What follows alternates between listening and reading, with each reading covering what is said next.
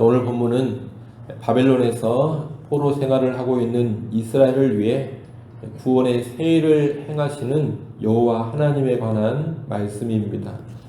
14절은 이스라엘의 구속자요 거룩한 이가 되시는 여호와께서 바벨론을 멸망시키신다는 말씀입니다. 14절 중반에 너희를 위하여 내가 바벨론에 사람을 보내어라고 하는데, 하나님께서 바벨론에 보내는 사람은 고레스입니다. 바사왕 고레스를 바벨론에 보내서 바벨론을 무너뜨려 버린다는 겁니다.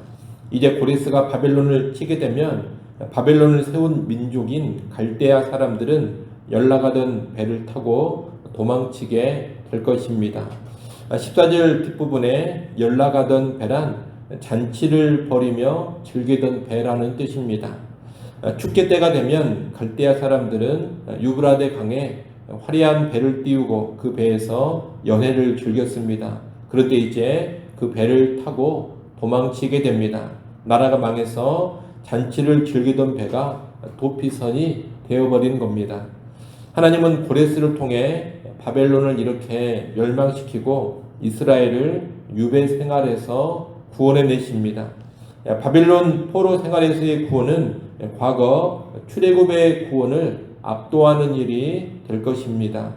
16절, 17절은 출애굽 때의 홍해 사건을 말하고 있습니다. 그때 하나님은 바다 가운데 큰 물 가운데 길을 내셨습니다. 그리고 애굽왕 바로의 군대를 이끌어내사 그 바다에 수장시키셨습니다. 애굽을 나온 이스라엘을 추격하던 애굽 군대를 꺼져가는 등불처럼 소멸시켜 버린 겁니다. 이 홍해 사건으로 마무리되는 출애굽은 이스라엘 구원 역사의 절정이었습니다. 구약 이스라엘 역사에서 하나님이 행하신 구원, 그러면 가장 중요하게 언급되는 것이 바로 이 출애굽의 사건입니다. 그런데 하나님은 이제 이 출애굽 사건을 기억하지 말며 생각하지 말라고 합니다. 그보다 더 놀라운 새 일을 행하시기 때문입니다. 18절, 19절 말씀 우리 같이 한번 읽어보겠습니다. 18절, 19절 함께 읽습니다. 너희는 이전 일을 기억하지 말며 옛날 일을 생각하지 말라. 보라, 내가 새 일을 행하리니 이제 나타낼 것이라. 너희가 그것을 알지 못하겠느냐? 반드시 내가 광야의 길을 사막의 강을 내리니. 아멘. 18절에 이전 일, 옛날 일이란 출애굽을 가리킵니다. 하나님은 그 일을 기억하지 말고 생각하지도 말라고 합니다. 물론 문자 그대로 출애굽 사건을 다시 기억할 필요가 없다, 이런 뜻은 아닙니다. 여호와께서 행하시는 새 일이 너무나도 크고 놀랍다는 것을 강조하는 표현입니다. 이 새 일은 바벨론 포로 생활에서의 귀환입니다. 출 바벨론, 이렇게 말할 수도 있겠습니다.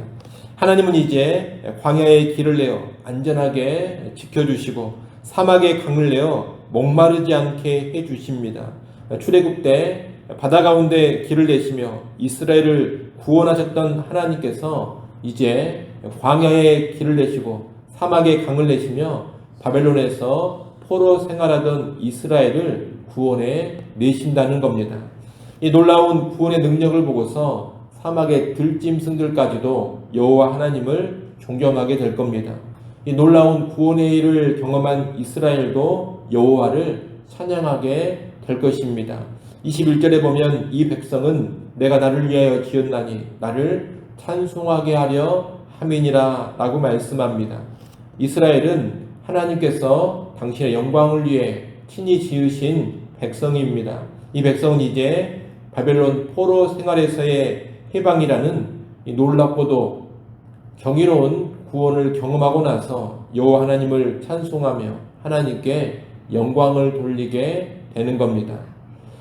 22절부터 28절까지 말씀은 지난 과거를 회고하면서 이스라엘이 여호와의 심판에 떨어진 이유가 어디에 있는지를 알려주는 말씀입니다. 지금 이 말씀을 하는 것은 이스라엘 백성이 나라가 망하고 유배 생활을 하게 된 책임을 여호와께 돌렸기 때문입니다. 우리는 각종 제사를 성대하게 드리며 여호와 하나님을 잘 섬겼는데 여호와께서 우리를 이렇게 나라도 망하게 하고 포로 생활하게 만들었다. 우리를 비참하게 만들어버렸다. 이런 생각을 하는 이스라엘 백성이 당시 많이 있었습니다. 18절, 22절부터 28절까지 말씀은 바로 이런 생각을 하고 있는 이스라엘 백성들에게 주시는 말씀인 겁니다. 먼저 22절부터 24절은 그들이 드렸던 제사와 연관해서 이스라엘의 죄를 지적하는 말씀입니다. 하나님은 22절에서 너희가 나를 부르지 않았고 나를 괴롭게 여겼다고 하십니다. 이스라엘이 물론 제사를 드리지 않은 것은 아닙니다. 그들은 빈번히 제사를 드렸습니다. 그러나 너희는 나를 부르지 않았고 나를 괴롭게 여겼다. 하나님은 이렇게 말씀합니다. 23절 상반절에서는 너희 번제의 양을 내게로 가져오지 않았고 너희 제물로 나를 공경하지 않았다고 하십니다. 이스라엘은 번제의 양을 제사하는 자리에 분명히 가지고 왔습니다. 하지만 여호와께 가지고 온 것이 아니었습니다. 제물을 제사의 현장에서 바치기는 했습니다. 하지만 여호와를 공경하며 바친 것은 아니었습니다. 또 24절에 보면 그들은 돈을 많이 지불하고 먼 나라에서 가져온 값비싼 향품을 제사 용도로 사기는 했지만 실상 여호와를 위하여 산 것은 아니었습니다. 희생의 기름을 드렸지만 여호와를 흡족하게 해드리지는 못했습니다. 왜 하나님 이런 말씀을 하시느냐? 그들이 제사를 드렸지만 그들의 제사는 오직 형식적인 제사일 뿐이었고 그저 자기들의 종교적인 만족만을 위한 제사였기 때문입니다. 하나님을 의식하고 하나님을 기쁘시게 해드리고 하나님 앞에 바로 서고자 하는 그런 모습은 하나도 없는 형식적인 제사, 오직 자기들의 종교적 만족만을 위한 그런 제사였던 겁니다. 사실 하나님은 이스라엘 백성에게 힘들고 부담스러운 제사를 요구하시지도 않았습니다. 제사나 제물로 이스라엘을 괴롭게 하려고 하신 적이 없습니다. 그러나 이스라엘은 형식적이고 위선적인 제사로 하나님을 괴롭게 했고 수많은 죄악으로 하나님을 고통스럽게 만들었던 겁니다. 이스라엘 백성들은 이것을 인정해야 합니다. 다시 말하면 여호와께 멸망과 유배의 책임을 돌릴 것이 아니라 자기들의 범죄, 자기들의 죄악으로 여호와를 괴롭혔고 힘들게 했음을 인정해야 한다는 겁니다. 그들의 그런 죄로 인하여서 그들은 심판을 받아 나라가 망하게 됐던 것이고 바벨론의 포로로 끌려가게 됐던 겁니다. 하나님은 26절에서 이스라엘 백성을 향해 한번 변론해 보자 이렇게 말씀하시면서 네가 잘했다면 너의 의로움을 한번 이야기해 보라고 하십니다. 하나님께서 이스라엘의 문제, 죄를 지적하셨는데 그것이 사실이 아니고 정말로 너희가 의롭다고 생각한다면 나한테 한번 말해 보라는 겁니다. 그러나 이스라엘은 입이 10개라도 할 말이 없습니다. 그들이 형식적인 제사를 드리면서 온갖 죄악을 자행했던 것은 분명한 사실이었기 때문입니다. 하나님은 너희의 시조가 범죄하였고 너희 교사들이 나를 배반했다고 합니다. 이스라엘은 그 조상적부터 범죄했고 백성을 바르게 지도해야 할 교사들, 다시 말하면 종교 지도자들이 앞장서서 하나님을 배신했습니다. 그들의 죄는 실로 오랜 기간 계속됐고 백성 일부가 아닌 지도자들을 위시한 모든 백성의 범죄였습니다. 그러니 여호와께서 28절 말씀처럼 이들을 심판하지 않을 수가 없었던 겁니다. 하나님은 성전을 무너뜨려 성소의 어른들, 제사장들을 욕되게 하시고 나라를 멸망시켜 야곱이 진멸당하게 하시고 백성들이 포로로 끌려가 수치를 당하고 비방거리가 되게 하셨습니다. 이 모든 비극은 바로 이스라엘 그들의 죄로 인한 것입니다. 하나님께서 이렇게 이스라엘의 과거의 죄악의 역사를 말씀하시는 것은 다른 이유가 아닙니다. 남 탓하고 여호와 탓하지 말고 너희 자신의 죄를 인정하고 회개하라는 겁니다.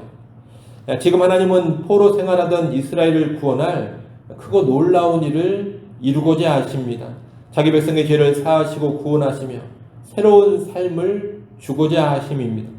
하나님은 이 백성의 죄를 얼마든지 용서할 마음이 있습니다. 25절 말씀을 한번 보십시오. 25절에 보면 나 곧 나는 나를 위하여 내 허물을 도말하는 자니 내 죄를 기억하지 아니하리라, 이렇게 말씀합니다. 하나님은 과거 이스라엘의 죄를 조목조목 지적하시지만 뭐라고 하시느냐? 너의 허물을 도말하고 너의 죄를 기억하지 않을 것이다, 이렇게 말씀합니다. 범죄한 백성을 얼마든지 용서하시고 구원하사 새롭게 하고자 하시는 겁니다. 그러니 이제 이스라엘 백성에게 필요한 것은 뭐냐? 자기 변명을 하거나 책임을 전가하려고 하지 말고 자기의 죄를 정직하게 인정하고 회개하는 겁니다. 그렇게 한다면 이들은 하나님이 이루시는 놀라운 구원의 은혜를 누리게 될 것입니다. 오늘 본문의 말씀은 오늘 우리 시대에도 그대로 적용이 됩니다. 출애굽보다 더 놀랍고 경이로운 일이 바벨론 포로 생활에서의 귀환이라면 그 바벨론 포로 생활에서의 귀환보다 더 놀라운 일은 무엇이냐? 예수 그리스도를 통한 죄로부터의 구원입니다. 우리가 이사야 42장에서도 하나님의 궁극적인 구원의 계획은 여호와의 종을 통한 온 세상의 구원임을 보았습니다. 죄와 사망의 지배, 사탄의 지배에서 벗어나 자유케 되는 것이 가장 놀랍고 위대한 구원입니다. 예수 그리스도를 통한 죄로부터의 구원에 비한다면 출애굽이나 출바벨론의 구원은 그림자, 모형에 지나지 않는 것들입니다. 하나님은 신약시대에 이 가장 위대한 구원을 이루시고 죄인들을 부르십니다. 예수 그리스도를 통해 놀라운 구원의 역사를 이루시고 구원의 문을 활짝 열어놓으셨습니다. 그 어떤 죄인이라도 다 용서하시고 그 죄를 기억도 하지 않겠다 하시며 구원으로 초청하고 계시는 겁니다.